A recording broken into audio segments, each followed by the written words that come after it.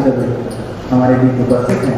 कृपया ताली का स्वागत कीजिए। आप बहुत बहुत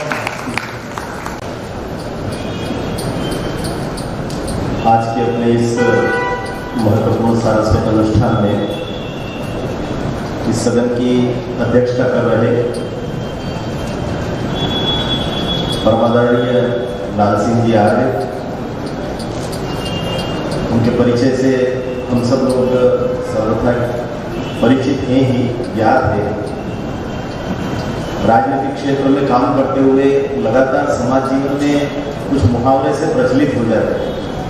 लोग कहते हैं कि राजनीति के क्षेत्र में काम करने वाले लोग समाज को तोड़ने का काम करते हैं, लेकिन लाल सिंह जी जैसे लोग जब राजनीति में सक्रिय होते हैं और अपना पूरा जीवन जब समरसता जैसे विषय को समर्पित करते हैं तो इस तरह के मुहावरे झुठला दिए जाते हैं। स्वाभाविक रूप से हम सब कार्यकर्ता जिस विद्यालय से पढ़े हुए हैं उस विद्यालय में हमको समाज को जोड़ना ही सिखाया जाता है। उसके प्रतीक लाल सिंह, अभी जिनका बहुत ही सुंदर उद्बोधन हम सब सुन रहे थे, परमादरणीय डॉक्टर सिंघे जी तकनीकी एक संस्थान के वे संचालक हैं, निदेशक हैं, लेकिन समाज जीवन से जुड़े हुए विषयों पर विशेष करके छत्रपति शिवाजी महाराज को केंद्र में रखकर के उन्होंने जिस प्रकार की बातचीत की, सचमुच लग रहा था कि एक क्षण को संकोच भी हो रहा था कि आखिरकार बार बार मुख्य वक्ता मुझे क्यों कहा जा रहा है। सचमुच कभी मैं आप सबसे विनम्र आग्रह कर रहा हूँ कि सिंघे जी को पूरा समय देकर केवल उन्हीं को हमको सुनना चाहिए। बहुत अच्छा व्यवस्थित विषय रखना और पूरी तैयारी के साथ रखना, ये मैं अनुभव कर रहा था, क्योंकि वाग्मिता के विद्यार्थी हम सब लोग हैं और इसलिए इस प्रकार के विषय को सुनना बड़ा आनंद देता है, जो एक शोध पर विषय है। मैं सिंघे जी की उपस्थिति को भी प्रणाम कर रहा हूँ। इस पूरे आयोजना की प्रारंभ की भूमिका बंधु अतुल जी तारे ने रखी और वे जिस संकोच को अनुभव कर रहे थे, सामान्यतः हम सब लोग उस संकोच को अनुभव करते ही, विशेष करके अतुल जी में हम सब लोग अपने आप को अभी भी बच्चा ही मानते हैं, भले 55 पार हो जाए। अतुल जी तो नहीं है, मैं हुआ हूँ अभी, लेकिन फिर भी जहाँ पर सचमुच हम सब लोगों का संस्कार हुआ है, जहाँ से हम सब लोगों ने सीखा है, वहाँ जब सम्मान की प्राप्ति होती है तो मन में इस प्रकार का संशय स्वाभाविक होता है। लेकिन हम सब यह भी जानते हैं कि जिस युवा को, जिस तरुण को पत्रकारिता के युद्ध में आप सब ने एक सैनिक बना करके मैदान में उतारा था, वह आज सेनापति बन करके उस पूरे युद्ध का नेतृत्व कर रहा है। ये हम सबके लिए गौरव है और इसलिए मैं अतुल जी की उपस्थिति को प्रणाम कर रहा हूँ।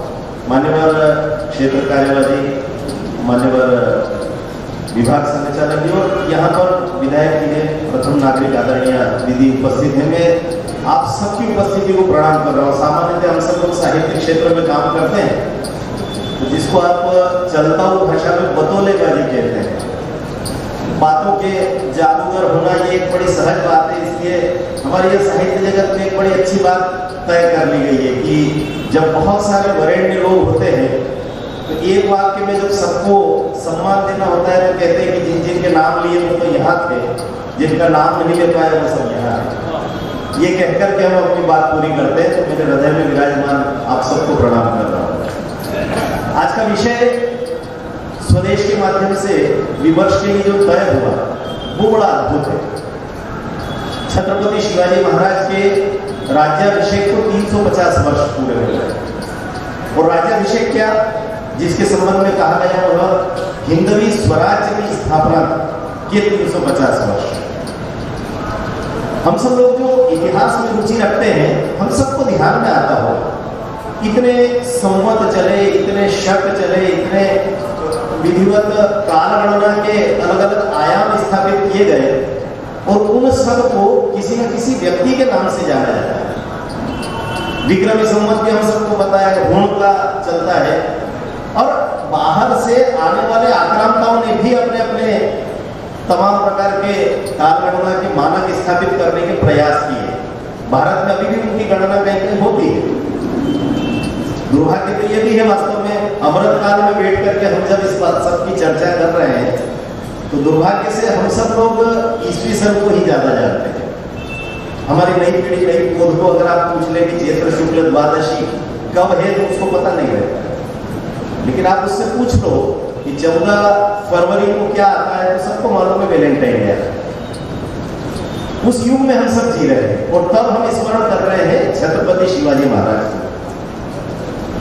हम में से अनेक लोगों के मन में यह प्रश्न भी आता होगा, स्वदेश को क्या सूझी, 350 साल जिस बात को, घटनाक्रम को बीत गए, उसका पुनः पुनः अवगाहन करते रहना, पारायण करते रहना। हमारी यह परंपरा है ना, धर्म ग्रंथों का हम पाठन नहीं करते, पारायण करते हैं। और पारायण क्यों करते हैं? तो हमारे पूर्वजों ने, हमारे पुरखों ने हमको कहा कि जो अच्छी चीजें होती हैं उनको मंत्र की तरह बार बार पुनरावृत्ति करते हैं, वो हमारे मानस पर ही नहीं, हमारे हृदय पर स्थापित होती है और हम फिर वैसा ही जीवन जीने का प्रयास करने लगते हैं। इसलिए इस पारायण की आवश्यकता है। 350 साल अभी दो सांख्यिकी हमारे सामने है और दोनों सांख्यिकी में अंतर कितना सा है? केवल एक शून्य का। 35 वर्ष स्वदेश के संस्करण को हमारे यहाँ पूरे हुए। अभी व्रत निवेदित करते हुए कहा अतुल जी, और 350 वर्ष शिवाजी महाराज के हिंदवी स्वराज्य की स्थापना को संपन्न हुए। एक शून्य का अंतर। हमको कभी कभी ऐसा लगता होगा कि 35 साल जिस कठिनाई में गुजरे, जिस संघर्ष में गुजरे, माणिकचंद जी वाजपेयी जेल में, कृष्ण कुमार की अस्थाना जेल में, और वहां से लेकर के चौकीदार और भक्त तक जेल में डाले गए मीसा के समय में, ऐसा कोई भारत का अखबार नहीं था स्वदेश के अतिरिक्त जिसके ऊपर से लेकर नीचे तक के लोगों को एक साथ जेल में ठूस गया। लेकिन उसे भक्ति में से तप करके निकला स्वदेश। 35 साल की संघर्ष यात्रा और उसके बाद 350 साल की वह संघर्ष यात्रा बहुत बड़ी यात्रा होती होगी।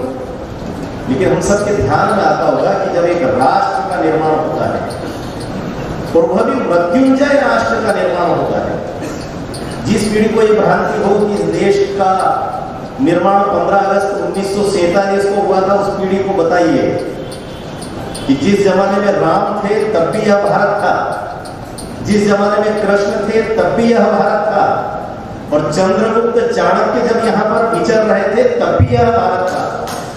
इस मृत्युंजय राष्ट्र को किसी डिस्कवरी ऑफ इंडिया की आवश्यकता नहीं। तब हम स्मरण कर रहे हैं छत्रपति शिवाजी महाराज। लेकिन प्रश्न बार बार मन में यही आता है कि आखिरकार इसकी आवश्यकता क्यों है, इसका औचित्य क्या है, इसकी प्रासंगिकता हम लोग खोजने लगते हैं। पारायण करने की जरूरत क्यों है? इसके पारायण की जरूरत दरअसल इसलिए है कि यह जमाना एआई का है। आर्टिफिशियल इंटेलिजेंस के युग में जीने वाली हमारी नई पीढ़ी, इस राष्ट्र की नई पौध, इन दिनों गूगल पर सर्च करके अपने महापुरुषों को जानने की कोशिश कर रही है। लेकिन दुर्भाग्य से जब वह गूगल का अनुवाद करती है, कि परसों केंद्र के साहित्य अकादमी के एक सत्र में संबोधित कर रहा था, उसका विषय था बाल साहित्य में अनुवाद की संभावनाएं। वहां पर मैंने इस विषय को रखा था। भाषा के संदर्भ में भाषा की गरिमा, मर्यादा, उसके औचित्य की चर्चा अभी सिंह जी कर रहे हैं। मैंने वहां पर उल्लेख किया था कि आज की पीढ़ी जब गूगल पर अनुवाद करने के लिए छत्रपति शिवाजी लिखती है तो उस पर लिखा हुआ आता है Shivaji the Lord of umbrella. मित्रों, दुर्भाग्य से उस अमृत काल में बैठ करके हम शिवाजी का स्मरण कर रहे हैं। इस पीढ़ी को छत्रपति का मतलब नहीं पता है, लॉर्ड ऑफ अम्ब्रेला। ऐसा लगता है जैसे कोई काला छाता लेकर के बारिश में निकला है।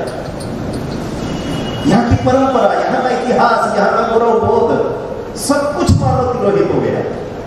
और इसलिए शिवाजी को याद करते हुए कुछ बातें जरूर स्मरण रखना चाहिए।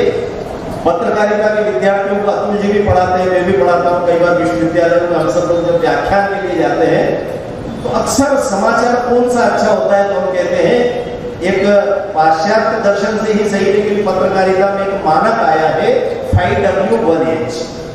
5W का उत्तर जिसमें मिल जाए, एक H how, what, where, when, ये सब प्रश्नों का उत्तर अगर मिल जाए तो समाचार आदर्श होता है। शिवाजी महाराज और हिंदवी स्वराज्य के संबंध में अगर हमको चर्चा करना है तो 5W1H यहां भी लागू होगा। आखिरकार शिवाजी का जन्म जिस समय हुआ तो शिवाजी के जन्म के समय की परिस्थितियां क्या थी, उसकी पृष्ठभूमि क्या थी, उसकी पूर्व पीठिका को जानने का हम सबको प्रयास करना पड़ेगा। 1001 में सोमनाथ पर आक्रमण हुआ है। कुछ नालायक इस देश में इस राष्ट्र के शांत नागरिकों को पददलित करते हुए हमारे यहां पर मूर्ति भंजक बनकर के आए। हीरे जवाहरात सोना जहां जहां मिला है, आज भी उन दीवारों के छिद्र देख करके हम सबकी आत्मा में छिद्र होते हैं।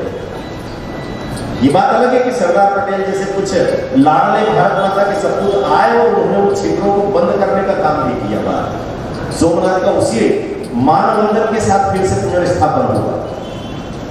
लेकिन वह युग ऐसा था जब शिवाजी जैसा कोई लाल जन्म ले रहा था। तैयार कैसे होते हैं हिंदवी स्वराज? यह राष्ट्र सावरकर जी की भाषा में कहें तो सद्गुण विकृति के युग से बाहर निकलने का प्रयास कर रहा था। पृथ्वीराज हमारे आदर्श 16 बार माफ कर दिया। क्यों माफ कर दिया? भारतीय मन है ना। आज के कुछ इतिहासकार कहते हैं कि ये सब कपोल कल्पनाएं हैं, नकली घटनाएं गढ़ी गई, ऐसा कुछ हुआ ही नहीं, ऐसे कोई युद्ध नहीं हुए, ये तो केवल बच्चों को बरगलाने के लिए काल्पनिक कथाएं गढ़ी गई। लेकिन ये सद्गुण विकृति भारतीय समाज में थी तो सही। तब तो डच आए, हुण आए, पुर्तगाल आए, कुषाण आए, मुगल आए, अंग्रेज आए, जवाब सबका दे रहे थे। लेकिन सद्गुण विकृति के साथ घर आया मेहमान है, वरेण्य है, पूजनीक है, और इसलिए प्रतिकार उस तरह से नहीं किया जिस तरह से करना चाहिए था। उसका खामियाजा पूरा राष्ट्र भुगत रहा। मान बिंदुओं का अपमान हो रहा था। गीता, गंगा, गायत्री, मंदिर, प्रतिमाएं, जिस तुलजा भवानी के नाम पर शिवाजी महाराज की तलवार होती थी, उस तुलजा मां को खंडित करने का पाप करने वाला व्यक्ति जीवित विचर रहा है धरती पर। यह शिवाजी का और जीजाऊ को उस समय का सबसे बड़ा कष्ट होता था उनके हृदय। उस युग में शिवाजी तैयार हो गए। पिताजी सेनापति हैं, जिस सेना के लिए लड़ रहे हैं उस सेना से लड़ने के लिए संतति तैयार कर रहे हैं जीजा माता को। गर्भ में पुत्र है। जीजाऊ को स्वप्न में भी शेर की सवारी दिखाई दे रही है। महाराष्ट्र के लोकगीत सुनिए, झुर्रियां खड़ी होती है शरीर पर। जीजाऊ को स्वप्न भी आ रहे हैं तो सिंह सवारी के स्वप्न आ रहे हैं। तब शिवाजी पैदा हुए। उस युग में पैदा होने वाला यह बालक वास्तव में कितने प्रकार के संघर्षों के बीच पैदा हुआ। राजा प्रजा के संबंध पुनर्परिभाषित किए जा रहे हैं। राजा अपनी अय्याशियों में लगे थे। शराब, मदिरा, नाच गान से लोगों को फुर्सत नहीं थी। तब शिवाजी तैयार हो रहे थे। और तैयार कैसे हो रहे थे? बाल साहित्य का विद्यार्थी, कथा कथन, स्टोरी टेलिंग, जिसको आजकल आप अपने पोती पोती को कहते हैं, उस स्टोरी टेलिंग से शिवाजी तैयार हो रहे थे। राम की कहानियां, कृष्ण की कथाएं, वीरता की, साहस की कहानियां एक बच्चे को गर्भकाल में सुनाई जा रही है। उसमें सूर्य का तेज भरा जा रहा था। कहा जा रहा था कि हनुमान जब छोटे से थे सूर्य को उन्होंने मुंह में छुपा दिया। तब शिवाजी तैयार हो गए। और इस 5W1H में जब उस पूरे देश काल परिस्थिति का विवरण हम पढ़ लेते हैं तो उसके बाद ध्यान में आता है कि सचमुच ये जो 16वीं सदी में ये बालक जन्म ले रहा था, जिस किले में जन्म ले रहा था, शिवनेरी के किले में, उस किले में मां अपने बच्चे को संस्कारित करते हुए बाल्यकाल से बार बार एक ही बात कहती थी, बेटा देख वो जो दूर किले पे हरा झंडा दिखाई दे रहा है, ये शूल की तरह चुभता है मेरे सीने में। इस समस्या का समाधान करना है। और जब इन संस्कारों से पालित बच्चे बड़े होते हैं, गुरुओं को लेकर के हम सब बड़े श्रद्धावान होते हैं। जैसे ही शिवाजी महाराज का नाम आया, समर्थ रामदास का नाम तुरंत हमारे आंखों के सामने आया। कुछ लोग कहते हैं कि समर्थ रामदास से कैसी प्रेरणा ली थी। सर्वोच्च समर्पण का उदाहरण कैसा होता है तो शिवाजी महाराज का समर्पण का श्रेष्ठतम उदाहरण समर्थ रामदास जी के साथ हम याद करते हैं। गुरु दक्षिणा के कार्यक्रमों में हमारे वरिष्ठ कार्यकर्ता श्रद्धेय अशोक जी भाई साहब बैठे हैं, ऐसे वरिष्ठ कार्यकर्ता हमको बताते हैं समर्पण के साथ गुरु दक्षिणा करना तो कैसे करना। अलख निरंजन का जैसे ही टेर लगाई, बाहर आकर के शिवाजी महाराज ने किले के दरवाजे पर देखा, समर्थ रामदास आए, क्या दे सकता हूं। तुरंत अंदर गए, कागज की एक चिट्ठी पर कलम उठा करके लिखा, अपना संपूर्ण हिंदवी स्वराज्य आपके चरणों में अर्पित करता हूं। झोली में जाकर के डाल दी एक कागज की चिट्ठी। आज जब अमृत काल में बैठ करके हम हिंदवी स्वराज्य को याद कर रहे हैं, इसलिए याद कर रहे हैं। सबसे अंत में एक सूत्र वाक्य आपको बताऊंगा शिवाजी का, क्यों याद कर रहे हैं।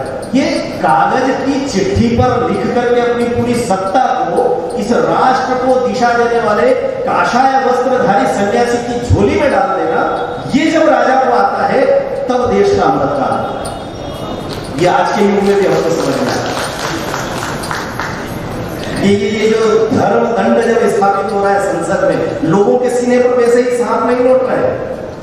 ये हिंदवी स्वराज्य की वापसी का युग है, इसलिए लोगों के सीने पर सांप लौट रहे हैं।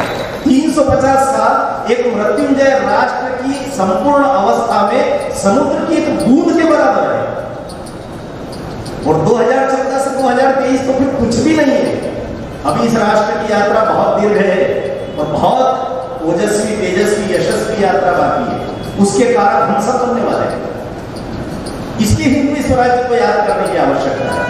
गुरु को दादोजी पूर्णदेव जैसे बोलते, केवल एक बार त्रुटिवश एक बगीचे पर तख्ती लगवाई थी दादोजी पूर्णदेव ने, कहा था इस बाग से बिना राजाज्ञा के फल तोड़ना मना है, यदि फल तोड़ा जाता है तो उसके हाथ काटने की सजा दी जाए। राजा महाराजाओं का युग था, अभी उसकी समीक्षा आप इस ढंग से मत करना कि आधुनिक 2023 की दृष्टि से करने लगे। होता था लोगों को चोरी करने से रोकने के लिए, दुर्भाग्य से स्वयं याद नहीं लाए, एक आम तोड़ लाए बच्चों को देने के लिए। बाद में ध्यान आया, अरे राजाज्ञा तो ये थी, मुझे भी ध्यान में लाया गया था, क्या करना है, निकाली करवा था, मैं हाथ काटता हूं। सारे लोग आ गए, जीजाऊ मना कर रही है, शिवाजी महाराज मना कर रहे हैं, ऐसा मत करिए, आपकी आवश्यकता इस राष्ट्र को है। पूरे जीवन भर एक आस्तीन छोटी और एक आस्तीन पूरी, ऐसा कुर्ता पहन करके जीवन यापन दादोजी पूर्णदेव ने किया। यह याद रखने के लिए मेरी एक पूजा कटी हुई। सबका आग्रह, बहुत ज्यादा आग्रह हुआ तो मान लिया, लेकिन जीवन भर में इस पाप का पश्चाताप करूंगा, ये काम तोड़ने का पश्चाताप। हम कल्पना कर सकते हैं कि हिंदवी स्वराज्य के निर्माण की प्रक्रिया है। और इसलिए जब शिवाजी इस पूरे वातावरण में निर्मित हो रहे थे, तो उस बाल्यकाल में भी उनमें जो स्वाभिमान था, उस स्वाभिमान को अगर हम देखें तो कैसा था। तो बच्चे जब खेलते थे तो बच्चों के खेल में किले जीतने का, युद्ध लड़ने का खेल चल रहा है। आजकल के बच्चों की तरफ पबजी खेल करके शिवाजी तैयार नहीं हो रहे। अमृत काल में बैठ करके चिंतन करना है, क्यों आवश्यकता है हर युग में। किले भी लड़ रहे थे तो आधे साथी एक सेना में, आधे साथी दूसरे सेना में, सारे के सारे बच्चे जाकर के जीजाऊ से शिकायत कर रहे हैं, जीजाऊ देखो ना ये क्या करता है शिवा, क्यों, क्या हो गया शिवा, अरे ये तो बेईमानी खेलता है। क्यों? ये जब हम पर आक्रमण करता है तो जी जान लगा करके किले को जीत लेता है। लेकिन जैसे आजकल क्रिकेट में कहते हैं ना, आप मेरी बैटिंग है, अब तुम्हारी बॉलिंग है, तो कम से कम 2-3-4 रन तो बनाने देना। तो साथी लोग कहते थे इस बार किला हमको जीतने देना, पिछली बार तूने जीता था। अच्छा ठीक है, जीत लेना। लेकिन जैसे ही शत्रु सेना आक्रमण करती थी, पत्थर जमा कर बनाए हुए किले पर शिवा के रहते कोई जीत नहीं हासिल करता। शिकायत करने पहुंचे, जीजाऊ से कहा, क्यों रे, कभी इनको भी जीतने दिया कर, तेरे दोस्त तो है, तेरे मित्र तो है। कहा जीजाऊ, किला भले ही पत्थर होता हो, ये किला हिंदवी स्वराज्य का किला है। भले ही मेरे साथी आक्रमण करेंगे, मित्र आक्रमण करेंगे, लेकिन मेरे जीते जी इस किले को किसी को नहीं जीतने दूंगा। इस भाव के साथ शिवाजी तैयार हो गए। अपने मान बिंदुओं का अपमान देखते देखते थक चुकी उस युग की जनता को, जब एक छोटे से बच्चे को इस दृश्य में वो देखती है जनता कि एक कसाई गाय को बांध करके ले जा रहा है, वो नन्हा सा बच्चा तलवार निकाल करके ललकारता है कि वो माता को छोड़ दे। वो कहता है मैंने इसको मुद्रा दे करके खरीदा, इसको मैं काटूंगा। तलवार का एक वार होता है, जिस हाथ से गौ माता का रस्सा पकड़ रखा था वो हाथ कटता है और दूसरा वार होते ही उसकी गर्दन उड़ा दी जाती है, तब जाकर के मानव जीवों की रक्षा होती है। उस युग में शिवाजी तैयार हो रहे थे, उस युग में हिंदवी साम्राज्य की नींव रखी जा रही है। और ये सब जिस समय हो रहा था, उस युग में प्रयास तो सब प्रकार के चलते हैं, ऐसा नहीं है। आज हम कई बार दोष देते हैं अपने बच्चों को, जिस तरह का वातावरण है उस वातावरण में इंटरनेट का युग है, विकृतियां आती रहती है, क्या करें, पूरी कोशिश करते हैं सब संस्कारित हो जाए। विकृतियां तब नहीं थी क्या? परधर्मी तब नहीं थे क्या? विधर्मी लोग बच्चों की परीक्षा उस युग में नहीं लेते थे क्या? बच्चों को कैसे भी करके कुछ उल्टी सीधी बातें सिखाना, इसका प्रयास नहीं होता था क्या? लेकिन उस सब के बीच में भी उस युग का बच्चा जब शिवाजी होता है तो कैसे आदर्श प्रस्तुत करता है? पिताजी जिस दरबार में सेवा करते हैं उस मुगल दरबार से आता है कि अपने बच्चे को लेकर के साथ में आओ। इच्छा केवल इतनी सी है, सैनिकों ने शिकायत की है कि जहां मिलता है तलवार चलाने लगता है। मुगल सेना के सैनिक दिखे नहीं कि गर्दन काटने पर उतर आता है। दरबार ने आज्ञा दी कि सिंहासन के सामने आएगा तो अपने आप सर झुकाएगा। साथ के लोगों ने कहा सावधान रहना, बच्चा है लेकिन तीखी मिर्च है, झुकेगा नहीं। अच्छा ऐसा है क्या? तो फिर तो दरबार का अपमान हो जाएगा, मुगल सिंहासन का अपमान हो जाएगा। तो जो ओछे और टुच्चे लोग होते हैं वो कैसे षड्यंत्र रचते हैं, उसका एक बड़ा मजेदार उदाहरण शिवाजी के जीवन में आता है। मुगल दरबार ने कहा बड़े दरवाजे को किले के बंद कर दिया जाए, उसमें घुड़सवार हाथी सवार बड़ा दरवाजा खोल कर आते हैं, एक छोटा सा दरवाजा किले में होता है, केवल उस छोटे दरवाजे को खुला रखा जाए। मुगल दरबार की सर्वोच्च सत्ता उस छोटे से दरवाजे के दूसरी तरफ आकर के खड़ी हो गई। बच्चा ही तो है, दरवाजा खोलेगा, जमीन से इतना ऊपर है, सिर अंदर डालेगा, हाथ और कंधे अंदर आएंगे, उसके बाद एक पैर अंदर आएगा, दूसरा पैर अंदर आएगा, अपने आप सिर झुकाकर प्रवेश करेगा। सामने मुगल सत्ता खड़ी हुई है, सिर झुका हुआ रहेगा, लोगों को पता लग जाएगा। आज का युग होता तो सेल्फी, मोबाइल से फोटो वगैरह ले लेते, लेकिन तब नहीं था। लोग चिल्ला चिल्ला कर कहेंगे कि जो बच्चा अब तक सिर उठाकर चलता था मुगल दरबार के सामने झुक गया। लेकिन था तो शिवाजी। दरवाजा खोला, पिताजी के अत्यधिक आग्रह पर गए, दरवाजा खोला, पिताजी से आप जाइए, कहा नहीं ऐसा कहा गया है कि पहले तुमको प्रवेश करना है। अच्छा मुझे करना है, बच्चा ही तो था। ऊपर से ऐसे करके उस छोटे से दरवाजे को पकड़ा और अपने दोनों पैर दंड से अंदर डाले। अगर मुगल सत्ता पीछे नहीं हो हटती तो सीधे मुंह पर जाकर के लात पड़ा। ये साहस, ये आत्मविश्वास, ये हिंदवी स्वराज्य तैयार करता है। और जब ये वातावरण जिस व्यक्ति को मिल रहा हो तब जाकर के इस हिंदवी स्वराज्य को हम देखते हैं कि जितनी बातें अभी श्रद्धेय सिंह जी ने जैसा बताया, कितने प्रकार के नए नए अभिगम किए गए। मात्र आप कल्पना करिए, ऊना को नष्ट करके और गधे से हल चला करके संपूर्ण महाराष्ट्र नहीं संपूर्ण भारत को एक प्रकार से आभास कराने का प्रयास था कि अब तुम में से कोई भी गर्दन उठाकर हमारे सामने नहीं चल सकते। मात्र 13 वर्ष में शिवाजी ने सोने का हल चला करके और पूना को फिर से बसाया और यह संदेश दिया कि 13 साल का एक बच्चा इस राष्ट्र को खड़ा कर सकता है फिर से सीधी रीढ़ के साथ। यह साहस उस युग में था। और केवल पूना में सोने का हल चलाने का प्रश्न नहीं था, लगातार एक के बाद एक किले जीतना शुरू किए। 16 साल की उम्र में तो तोरणा विजय कर लिए, भाई साहब का आदेश था। और किले जीतने का यह क्रम जिन सहयोगियों के साथ चल रहा था, उन सहयोगियों की विशेषता अगर देखें तो सचमुच आपको लगेगा हिंदवी स्वराज्य केवल शिवाजी नहीं है। कभी कभी ये भ्रम होता है लोगों को। एक बात और कह दूं, इतिहास दृष्टि, इतिहास बोध रखने वाले जितने बड़े विद्वान यहाँ बैठे हैं, कृपा करके भविष्य में इसको मराठा साम्राज्य का इतिहास कहना बंद करिए। ये संपूर्ण भारत का इतिहास है, गौरवशाली भारत का इतिहास है। कुछ नालायक खापर छाप लोग अगर ये कहते हैं, उन शब्दों को मुहावरों की तरह उपयोग करने की आवश्यकता नहीं है। ये किसी मानवा का इतिहास नहीं है। विक्रमादित्य जब शासन करते हैं तो भगवा ध्वज के नीचे शासन करते हैं। शिवाजी महाराज जी जब शासन करते हैं भगवा ध्वज के नीचे शासन करते हैं। और वहां से लेकर के जब झांसी की रानी तक का विषय आता है तब तक यहाँ पर भगवा के नीचे राज्य चलता है। ये संपूर्ण अखंड भारत, अखंड साम्राज्य की बात है, हिंदवी स्वराज्य की बात है। और इसलिए इन भ्रांतियों में आने की आवश्यकता नहीं थी, इतिहास में तुमने खड़ी कर दी है। तो हिंदवी स्वराज्य की स्थापना की दिशा में जब बढ़ रहे थे, उस समय जो सहयोगी थे, नेताजी पालकर, येसाजी कंक, बाजी प्रभु देशपांडे, मदारी मेहता, आदरणीय लाल सिंह जी जेठे, जिस समरसता के विषय की हम बात कह रहे हैं, वाल्मीकि समाज का कार्यकर्ता, उनके साथ का सहयोगी इतनी बड़ी बड़ी रिस्क लेने को तैयार है। औरंगजेब की जेल में शिवाजी की शाही मुद्रिका पे हाथ में पहन करके, हाथ को बाहर लटका करके और मुंह ढक करके सोया हुआ, केवल इसलिए कि आजाद की सेनापति आकर के सोए हुए की गर्दन काट दे तो भी चलेगा, कि मेरे महाराज बचना चाहिए। कोई मदारी मेहतर किसी दिन आता है, मिठाई के टोकरे लेकर के आता है, और उस टोकरे में शिवाजी महाराज को, उनके बेटे को, दोनों को उस कठोर कारावास से निकाल करके बाहर कर देता है। ये कोई है जो बेटे की विवाह की पाती लेकर के गया है शिवाजी के पास, और शिवाजी चिंतित बैठे, कहा महाराज के मस्तक पर चिंता की रेखा है, जीजाऊ ने कहा है कि सिंहगढ़ को जीतना है।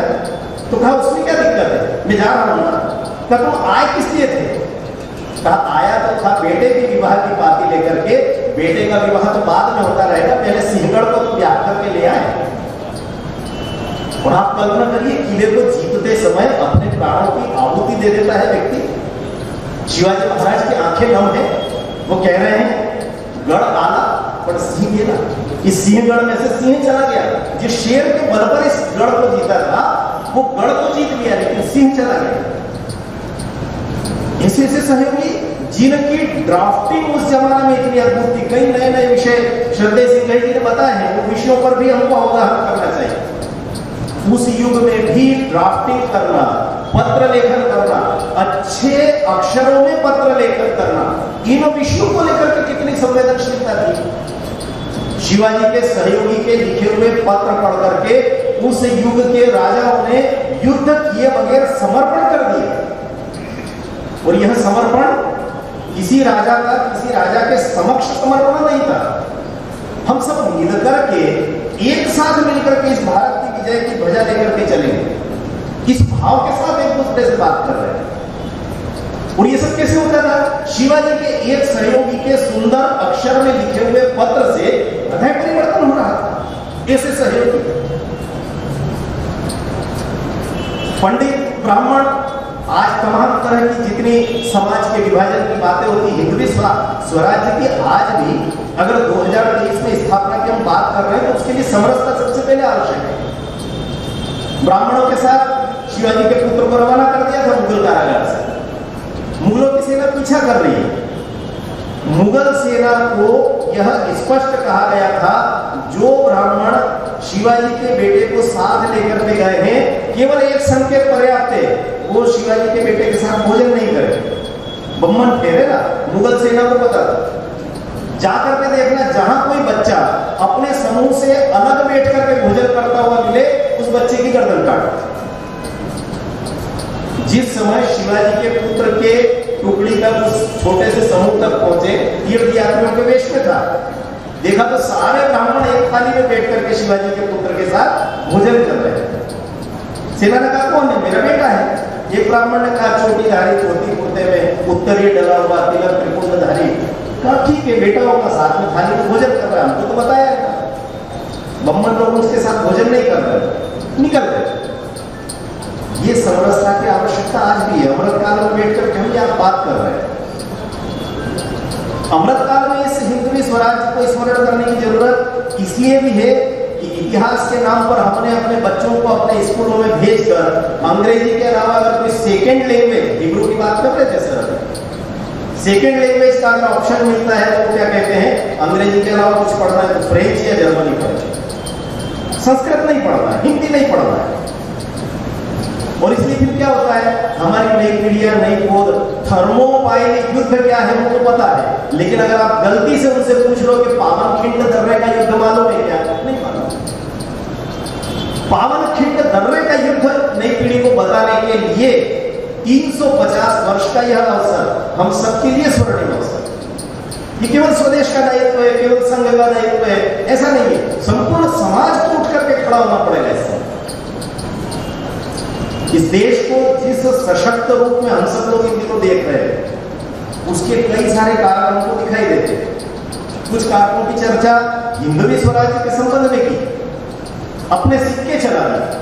शिवाजी महाराज को अंग्रेज सरकार की तरफ से संदेश आया, अरे आपके यहाँ की टकसाल में मिट्टी से ठीक ढंग से आप तो मेटल को शुद्ध भी नहीं कर पाते हो, हमारे यहाँ इंग्लैंड में इतनी शुद्ध मेटल बनती है। हम लोगों ने तो अपने घरों से पीतल देवता को रवाना कर ही दिया ना। सोने की थाली और कटोरी में भोजन करने वाले लोकगीतों में हमारे यहाँ झोपड़ी में बैठ करके क्या कहते हैं, सोने की थाली में जेवण परोसा। ये वो भारत था। स्टील तक की यात्रा हमने कर ली अंग्रेजों के कारण। तब अंग्रेजों ने कहा बहुत अच्छी धातु है, आपके सिक्के इतने चमकीले होंगे चांदी भी शर्मा जाएगी। शिवाजी ने कहा मुझे उस चमक दमक से कोई लेना देना नहीं, मुद्रा मेरी है, राज्य मेरा है, तो उस मुद्रा को बनाने वाले कारखाने भी मेरे होंगे। स्वदेशी के जिस भाव की बात करते हैं, अतुल जी ने जिस स्व के जागरण की चर्चा की थी, वह स्व का जागरण मुद्रा के निर्माण में दिखाई देता है। उस स्व का जागरण जल सेना में दिखाई देता है। जल सेना का कॉन्सेप्ट, उस प्रकार की संकल्पना उस युग के युद्ध इतिहास में दिखाई नहीं देता था। लेकिन देखते ही देखते जब किले जीतते गए तो लगा कि कुछ किले ऐसे हैं जिनकी सीमाएं जो है वो समुद्र की तरफ है।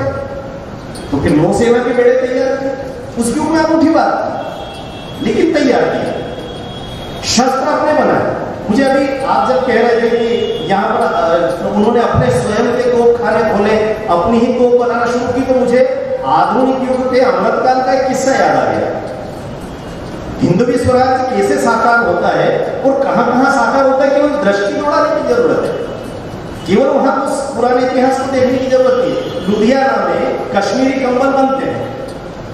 हम सब लोगों के घरों में इन दिनों रजाई विदा हो चुकी है, हर कहीं ज्यादा से ज्यादा होगा। तो कश्मीरी कंबल की विशेषता ये धोकर के सुखा भी सकते हैं। वॉशिंग वाले हमारे घर की माताओं को सुविधाजनक लगता है, इसलिए कश्मीरी कंबल विदेशी भी नहीं है। लेकिन समस्या ये थी कि लुधियाना में देखते ही देखते कंबल बनाने का उद्योग लगभग समाप्त होने लगा। भारत का 80% कंबल उद्योग लुधियाना से चल रहा था। वहां के 2 उद्योगपति बड़े परेशान हो गए। उन्होंने कहा ये हुआ क्या? मालूम पड़ा जिस कंबल को वो 350 रुपए में बेचते थे, वो बाजार में 150 रुपए में बिक रहा है। कहा ये कैसे हो रहा है? कहा चीन के कुछ व्यापारी 150 रुपए में बनाकर भारत में लाकर के वो बेच रहे हैं। स्व का जागरण। ये दोनों व्यापारी तुरंत चीन पहुंच गए। धनी तो थे। चीन जाकर के पूछा कि आखिरकार ये जो रेयॉन बनता है ये कहाँ बनता है? क्या ये अमुक देश में बनता है? चीन में नहीं बनता है। हाँ नहीं, हम वहां से रेयॉन पूरा धागा खरीदते हैं। अच्छा, जिस मशीन पर कंबल बनता है वो मशीन कहाँ की है? ताइवान की। चीन की नहीं है बोलते। वहीं से टिकट कटा करके जिस देश में रेयॉन बनता था, जिस देश में मशीन बनती थी, ताइवान पहुंच गए। दोनों ने पैसा इकट्ठा किया। देख भाई कितने कितने पैसे जेब में। भारतीय व्यापारी था, 2 मशीन खरीदी। का एक मशीन पर अपन दोनों मिलकर के प्रोडक्शन शुरू करते हैं। दूसरी मशीन जैसे ही भारत में उतरी, वहां के इंजीनियरों को सौंपती का इसको तोड़ करके पूरी बिखेर के पूजा कर दो। ये वाली मशीन बहुत महंगी बिक रही है दुनिया में। ऐसी मशीन भारत में कितने में बन जाएगी जरा बताओ? आश्चर्यजनक रूप से ताइवान में जो कीमत थी उस मशीन की, उसके 10% कीमत में वो मशीन तैयार करके भारत के इंजीनियरों ने दोनों व्यापारियों को दे दी। इस मशीन के निर्माण का एक कारखाना एक अन्य व्यापारी से खुलवाया। का मशीन बना करके लुधियाना के जितने व्यापारी हैं सबको दे दो। हर घर में ताइवान की मशीन के समानांतर एक मशीन खड़ी हो गई। जिस देश से धागा आ रहा था वहां पे पता किया कैसा धागा है, धागा भी अपना ही निर्माण करना शुरू कर दिया। जिस कंबल को चीन 150 रुपए में बेच रहा था, उसको 135 रुपए में तैयार करके बाजार में बेच दिया भारत के व्यापारी। इस वक्त का जागरण होता है। केवल शिवाजी तोप बनाना शुरू करते तब हिंदवी स्वराज्य नहीं बनता। आधुनिक युग में 2021 में भी स्वराज्य स्थापित होता है। तो इस वक्त की अवधारणा को आज के युग में समझने की भी आवश्यकता है। और शिवाजी के उस राज्य की जो विशेषताएं हैं, उस राज्य की विशेषताओं को आज के संदर्भ में, आज के सत्ता पक्ष के समक्ष आदर्श के रूप में रखना। और केवल ये समाज रखता है ऐसा नहीं। जब समाज अपेक्षाएं करता है तो तो सत्ता हमेशा समाज के अनुसार अपना आचरण करती है। शिवाजी अगर उस युग में जिस प्रकार का आचरण कर रहे थे, उस प्रकार का आचरण उस समय समाज के द्वारा अपेक्षित है, इसलिए कर रहे थे। आज नरेंद्र मोदी जी जो आचरण कर रहे हैं वो इस भारतीय समाज की अपेक्षा की पूर्ति के लिए कर रहे हैं, इसलिए ये समान परिस्थितियां हैं। तो हिंदवी स्वराज्य के संबंध में हम जब भी बात करते हैं तो अनूठे अनूठे प्रसंग, न्याय प्रक्रिया, उस समय का राजा कैसा होता है, कैसे कैसे प्रसंग। एक बार किले में रात्रि में प्रवेश करने के लिए आए और सेनापति ने रोक दिया, कहा भाई मैं तुम्हारा राजा हूँ, शिवाजी हूँ, कहा भले कोई भी हो, मुझे आपका है किले का दरवाजा रात्रि को नहीं खोलना, तो नहीं खुलेगा। कहा भाई सर्दी का समय है, जंगल में ठिठुर जाऊंगा, मैं सचमुच तुम्हारा राजा हूं, मैं नहीं जानता, भले ही आप शिवाजी हैं तो भी अंदर प्रवेश नहीं करेंगे। अगले दिन सेनापति आया, कहा कल रात को जिसको तुमने ठंड में जंगल में पूरी रात ठिठुरते हुए खड़ा रखा था, वो सचमुच अपने महाराज थे और आज दरबार में बुलाया, हाथ में कांप रहे थे, पता नहीं क्या सजा मिली। सजा क्या मिली? ढेर सारे सोने के रोड, और कहा आज से इसको एक पूरी टुकड़ी का सेनापति बनाया जाए। ये न्याय व्यवस्था। न्याय व्यवस्था कैसी? एक बार ऐसे ही अज्ञातवास में मुगलों की सेना भटक रही है जंगल में, उनको ढूंढते हुए, ये अपना भटक रहे हैं, सेना पीछे छूट गई है। एक छोटे से गांव में मंदिर में जाकर के शरण ली, और मंदिर में जब शरण ली तो मंदिर के पुजारी ने आवभगत करके कहा कि आप तो शिवाजी महाराज हैं।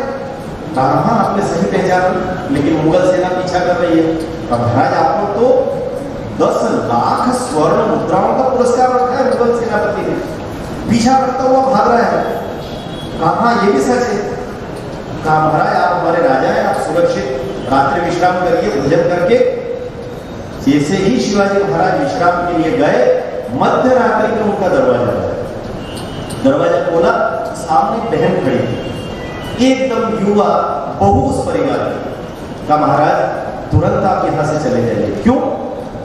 मेरे जो ससुर हैं उन्होंने मुगल सेना को सूचना कर दी है कि शिवाजी यहाँ ठहरे हुए। अच्छा, लेकिन उन्होंने ऐसा क्यों किया? मेरे राज्य में मेरा अपना एक व्यक्ति जिस पर मैं 100% विश्वास रखता हूं, उसको ऐसा विश्वासघात क्यों करना पड़ा? बेटी रोने लगी। उसने कहा कि मेरे पति अर्थात इनके पुत्र इस समय गंभीर रोग से पीड़ित हैं, उनके उपचार के लिए बड़ी राशि की आवश्यकता है। हम बिल्कुल एकदम जिसको कहते हैं ना हैंड टू माउथ का, हमारे घर में भोजन तक की व्यवस्था है, उपचार कैसे करेंगे? अपने पुत्र के जीवन को बचाने के लिए इनसे वो पाप हो गया है, लेकिन मैं आपसे आग्रह कर रही हूं कि आप यहां से चले जाए। कहा बहन उनका बेटा है, तुम्हारा भी तो पति है। कहा नहीं, कुछ भी हो आप यहां से चले जाइए, इस राष्ट्र के लिए आपके नेतृत्व की आवश्यकता मेरे पति के जीवन से अधिक है। शिवाजी महाराज वहां से चले गए, लेकिन अगले ही दिन तुरंत पिता का और बहू का वहां पर से संदेश आया कि आपको बुलाया गया है। गए, बहुत भव्य पालकी में ले जाकर के सम्मान के साथ, और खूब सम्मान किया ससुर का, और कहा कि जिस स्वर्ण मुद्रा के कारण अभाव में पुत्र का उपचार नहीं हो पा रहा है, एक राजा के होने के नाते ये मेरा दुर्भाग्य है कि मुझे पता नहीं था कि आपकी आर्थिक विपन्नता इतनी है। आप ये सारी मुद्राओं की थैली ले जाइए, खूब अच्छे से उपचार करवाइए, इससे अधिक राशि की आवश्यकता हो तो आप मुझे बताइए, आज से आपका एक नहीं 2 पुत्र। ये न्याय व्यवस्था। इस ढंग से हिंदवी स्वराज्य जब स्थापित होते हैं तब हमको लगता है कि वास्तव में कितनी बारीकियां थी। आज के युग में, अभी पिछले दिनों आप सब लोग अखबारों में कुछ समाचार, इन दिनों में इंटरनेट का युग ज्यादा है, व्हाट्सएप पर, फेसबुक पर कई बड़ी मजेदार सूचनाएं मिलती है, और अपने जैसे जो थोड़े बहुत सोचने विचारने वाले लोगों को लगता है कि अचानक क्या हो रहा है कि भारत से शत्रु भाव रखने वाले विदेशों में पल रहे आतंकवादी संगठनों के सरगना एक के बाद एक, कोई ट्रक दुर्घटना में मर गया, एक मोटरसाइकिल से गिर के मर गया, एक पता नहीं कहीं जंगल में उसकी लाश मिली। आप सब लोग ध्यान दे रहे हैं कि बातों पर? नहीं, हिंदवी स्वराज्य के संबंध में बात कर रहा हूं मैं। शिवाजी कैसे हो रहा है?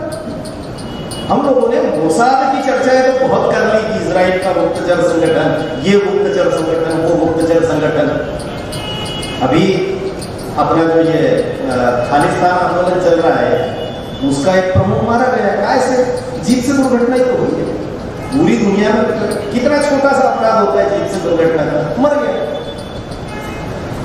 ये जो गुप्तचर व्यवस्थाएं होती है, ये गुप्तचर व्यवस्थाएं संपूर्ण राष्ट्र को मजबूत करती है, लेकिन राष्ट्र के बाहर, राष्ट्र के खिलाफ बोलने वाले लोगों को जड़ से समाप्त करने के लिए जिस दिन ये गुप्तचर व्यवस्थाएं प्रारंभ हो जाती है, उस दिन हिंदवी स्वराज की स्थापना होती है।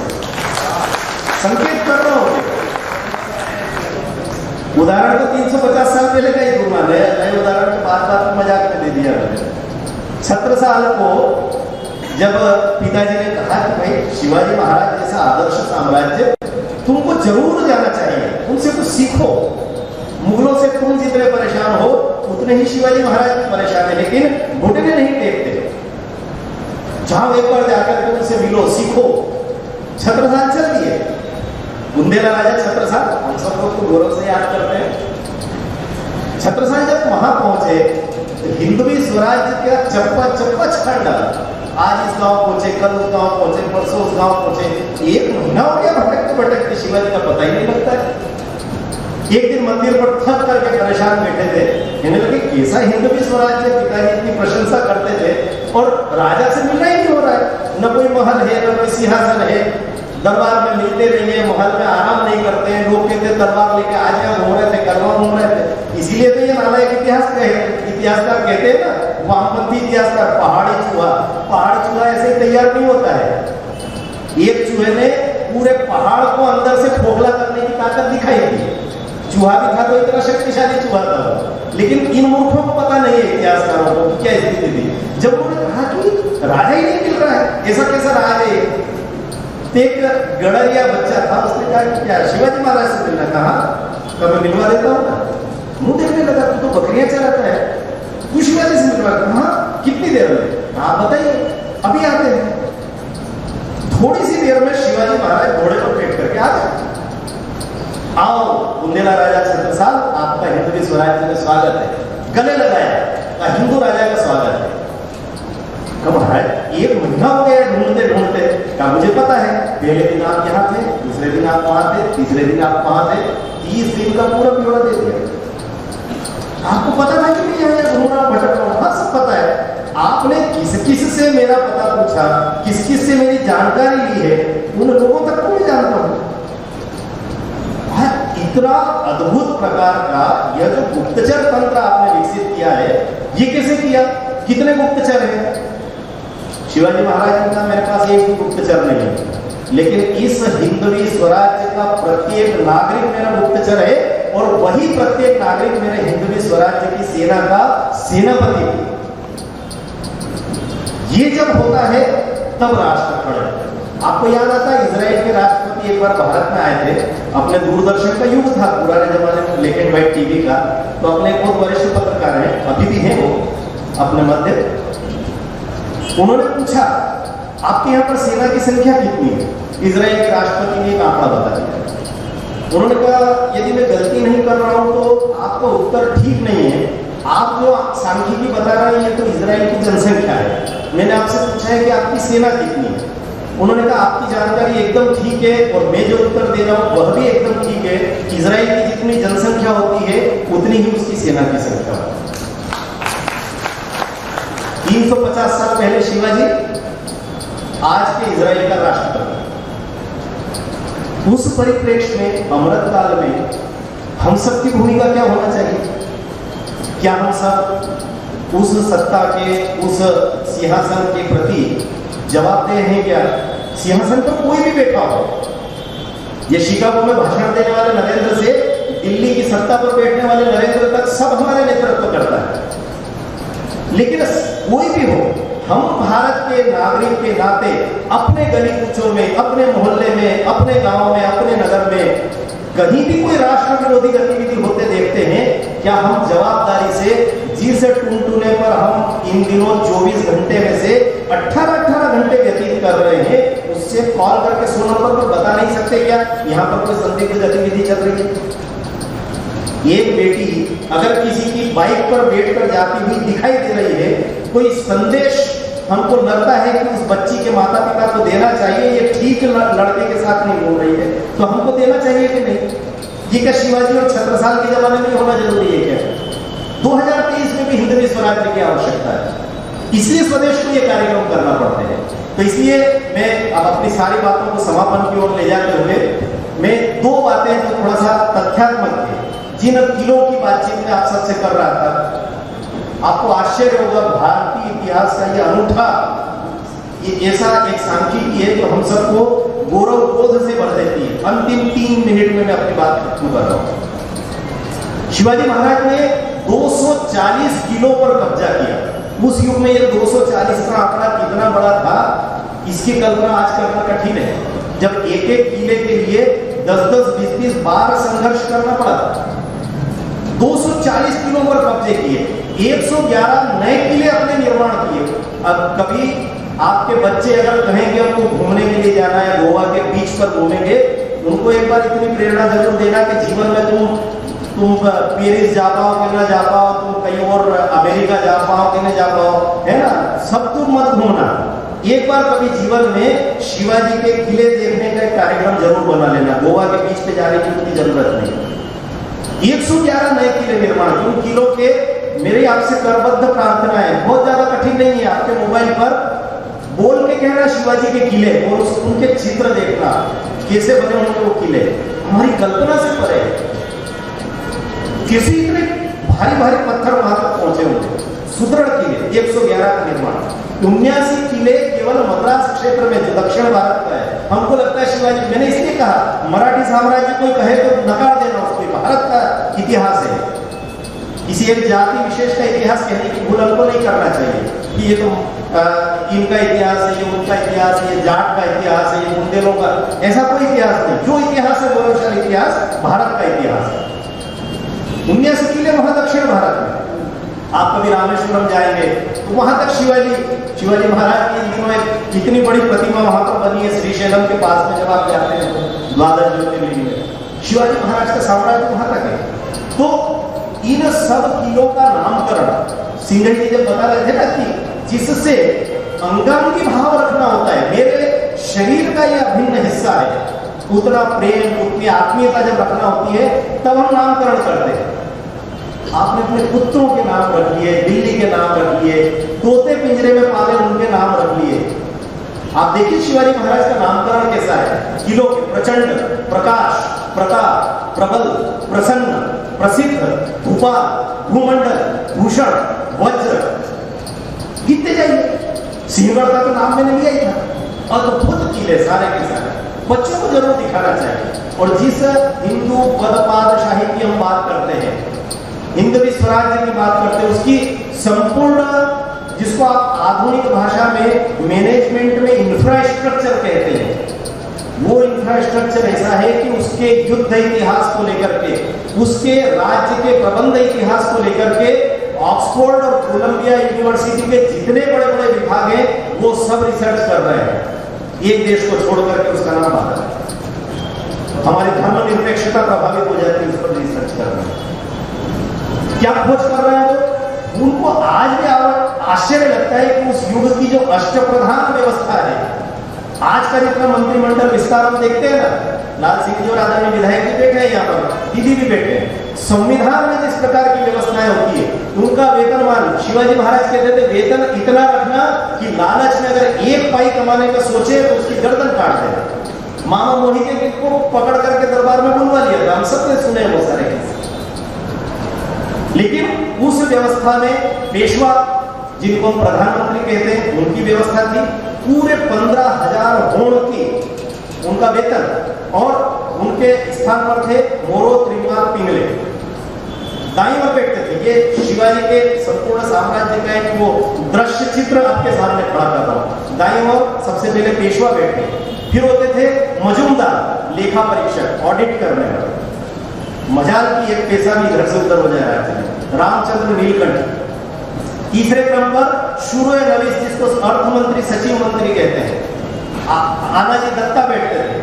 चौथे क्रम पर वाक्या नवीस, जिसको गृह मंत्री कहा जाता था, व्यक्तिगत परामर्श देने वाले, निजी सचिव, वो बैठते थे, दत्ताजी त्र्यंबक। ऐसे ही बाईं ओर जो 4 लोग बैठा करते थे उनके, उसमें सबसे पहले सरे नोबल, ये सारे नामकरण मराठी के हैं, इनमें से कोई सर SIR का पर्याय मत समझ लेना, ये सब मराठी के शब्द हैं।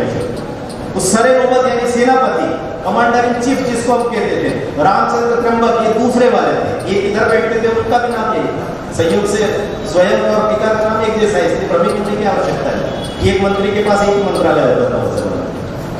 दूसरे दबीर सुमंत बैठते थे, विदेश मंत्री, विदेशों से संबंध स्थापित करने के लिए। रामचंद्र ये अंबिराव मोहिते, न्यायाधीश चीफ जस्टिस की जिसे बात की थी वो रावजी नीराजी।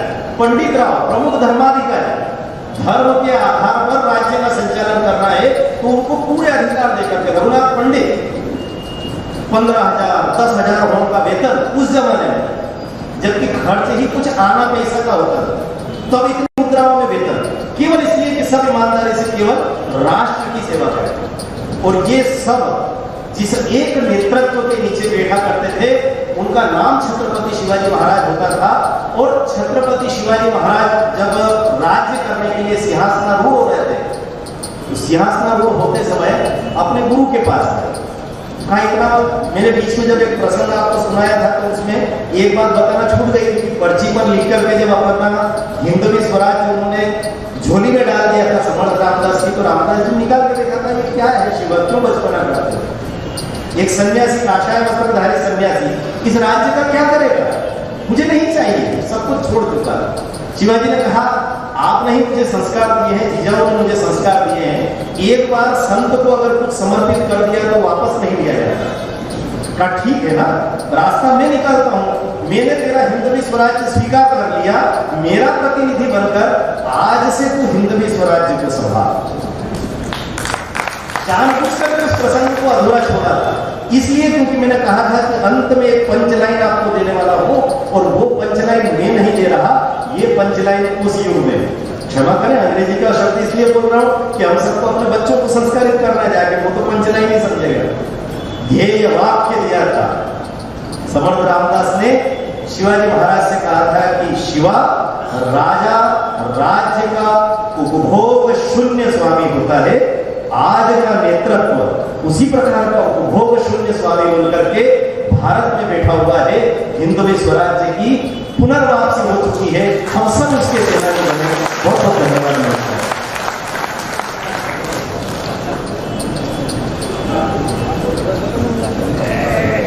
बहुत बहुत धन्यवाद आदरणीय।